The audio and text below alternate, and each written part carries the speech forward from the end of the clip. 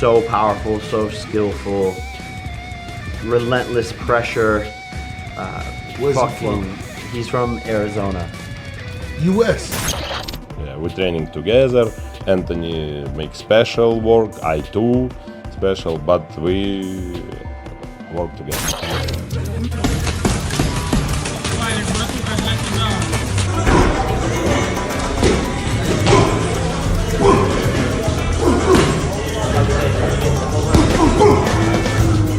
Jake Paul is left stunned after leaked footage surfaces showing Anthony Joshua unloading crisp, powerful punches on sparring partner Usyk. The moment the clip hits social media, the reaction is immediate. Paul's shock is written all over his face. There's no exaggeration, no camera tricks, no hype machine. What fans see is raw, unfiltered heavyweight power. Standing chest to chest with Usyk, Joshua's intensity is unmistakable.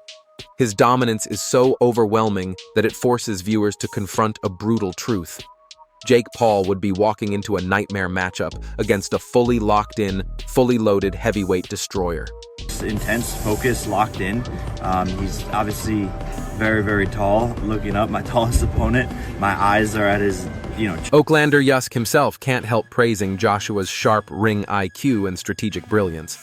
According to him, AJ isn't just muscle and intimidation. Every movement is calculated, every adjustment intentional. Watching AJ work, you understand instantly why he dominates training sessions, why he commands respect in every gym he enters. Even elite fighters like Usyk are forced to step back, acknowledge the precision, and admire the craftsmanship. Against a heavyweight of that caliber, Jake Paul would be completely outclassed before he even processes what's happening. My position this, Anthony this, Anthony not like this, move like me. Lawrence Oakley breaks the footage down perfectly. He explains that AJ's sparring sessions aren't simply practice, they're masterclasses. Controlled destruction designed to teach, pressure, expose weaknesses, and sharpen every weapon in Joshua's arsenal. It's not just the power that scares observers, it's the precision behind it. Watching AJ drill combinations with world title intensity, fans quickly realize Jake Paul isn't anywhere near prepared for the kind of demolition a real heavyweight delivers. For Jake, this isn't a step up, it's a leap off a cliff. It's really for learning, but you can also learn to take someone out. Eddie Hearn echoes that sentiment with chilling clarity. He highlights the fact that Joshua's work ethic remains relentless, day in, day out, rain or shine. Every session is treated like preparation for war. This is why AJ is untouchable among the elite. His sparring partners aren't there for entertainment. They're there to help polish the finishing touches on a fighter forged through discipline, pain, and years of high-pressure championship experience. In contrast, Jake Paul's flashy highlight videos and social media hype vanish the second they're put beside Joshua's real training. While Jake is busy selling theatrics, AJ is quietly perfecting destruction. Camp, living in camp, training with him day in, day out. And it made a big difference in the fights. I think he knows that the way that he's going to improve is time in the gym and also... Duke McKenzie adds that Joshua's presence in any camp raises the intensity for everyone. When AJ trains, the room changes. Everyone sharpens up. Everyone improves. Jake Paul can keep posting memes online, McKenzie says, while Joshua fine-tunes every punch and movement. The gap in professionalism and preparation is obvious. Jake isn't just outmatched. He's outworked, outtrained, and outclassed on every measurable level.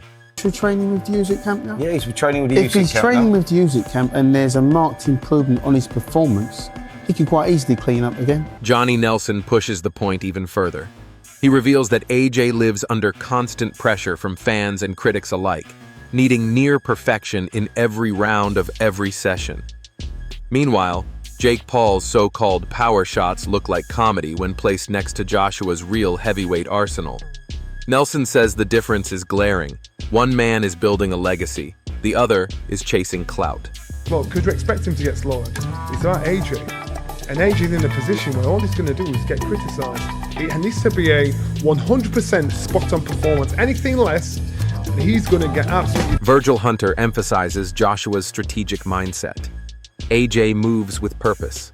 Every career decision is part of a calculated plan to cement his legacy.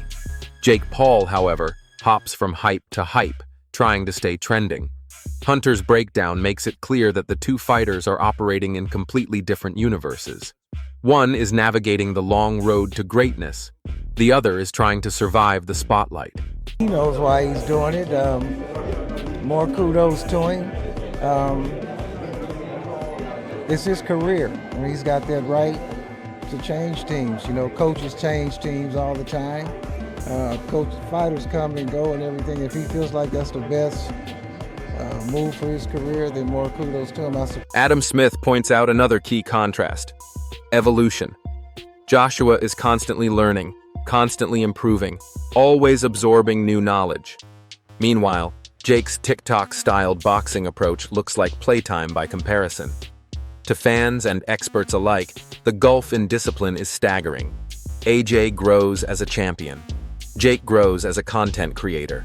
AJ felt he needed a bit more personal one-on-one tuition. And look, he's a sponge, Anthony.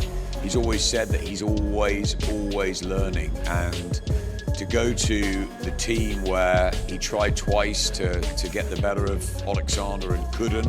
Carl Froch, never one to sugarcoat, goes nuclear. He says Jake Paul is outright delusional for thinking he can stand in the same ring as Anthony Joshua. Froch reminds everyone of Jake's struggle against Tommy Fury, who isn't even in the same universe as a former unified heavyweight champion. If Jake struggled with Tommy, what happens when he stands across from a man who punches like a wrecking ball? According to Froch, one clean AJ shot wouldn't just humble Jake. It would erase his entire influencer boxing ego in seconds. Last fight, it's great. Because Anthony is Olympic champion, Francis Ngannou, it's second fight for boxing. Listen. Then there's Joshua's own tone. Cold, calm, chilling. He's not clowning, not trash-talking, not acting for cameras.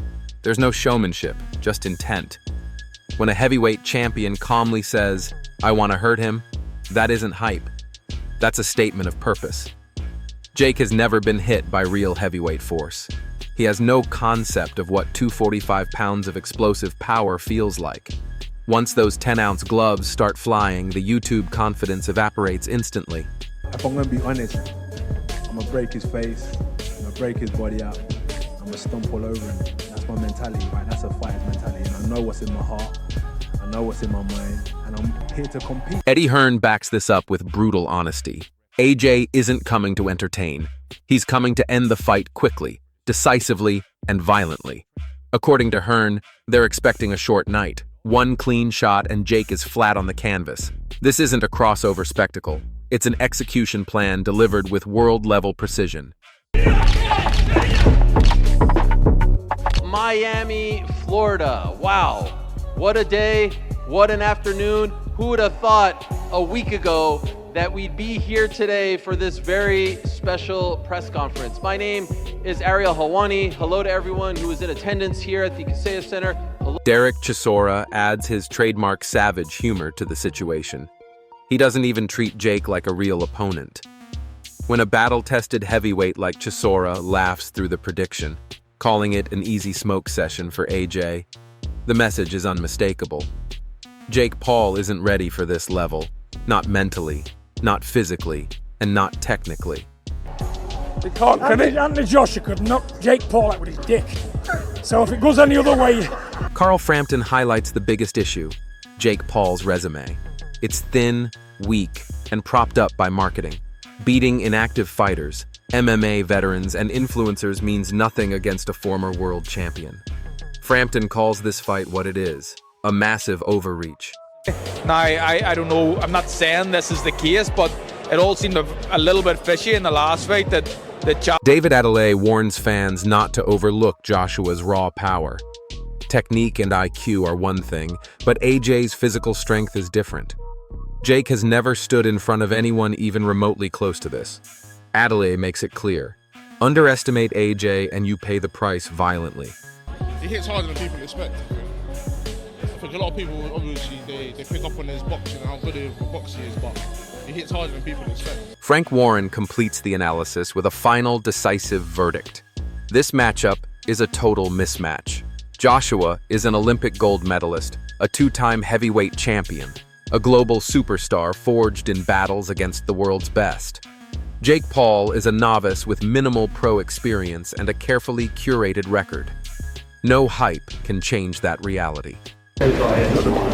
Young heavyweight. He's the guy who everybody said his hair to the front. He's in with a guy who's had twice as many fights as he's had, never been stopped. The only 2 losses on his record was against a very, very good Dillian White. And also, with every expert, every analyst, every former fighter, and every insider weighing in, the message is unanimous. Jake Paul is stepping into a hurricane. And hurricanes don't care about social media followers. Fans, it's your turn. Does Jake Paul survive the storm, or is this fight destined to become another crushing AJ highlight reel? Comment below and let the debate begin.